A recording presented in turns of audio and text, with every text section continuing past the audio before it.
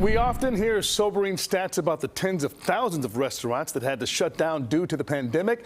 The Indiana Restaurant and Lodging Association tells us nearly 60% of owners say they're making less money now than before 2020. And all of this didn't stop a former garbage man from taking a chance on the restaurant industry. Morning Insider Lauren Victory takes us through an unlikely career switch that is paying off.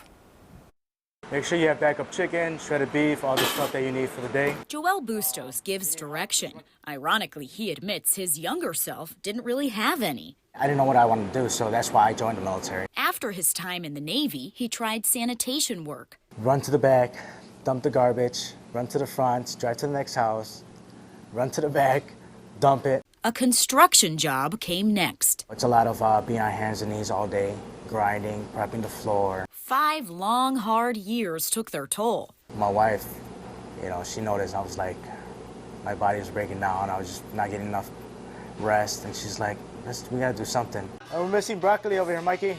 Owning a clean eats restaurant became an option. The franchise sells healthy, pre-made and to-go meals. If you're doing it on your own, you're just experimenting the first few months, to see what works, what doesn't work, stuff like that. Well, corporate already has all that. The number of places that are franchise-owned grew in the past decade. More than 11% of restaurants, gas stations, fitness centers, and businesses in other popular industries are franchise-owned, according to the U.S. Census Bureau. Okay, so bowl, large.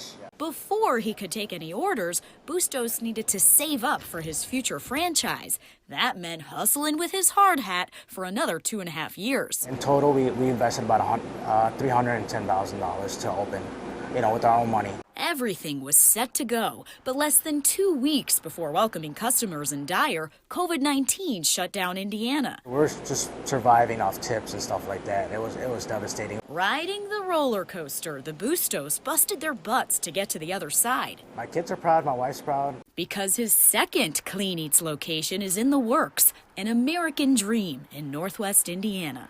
Lauren Victory, CBS 2 News. So glad it all worked out. For more stories like this one, download our CBS Chicago app and look for the section called Morning Insider.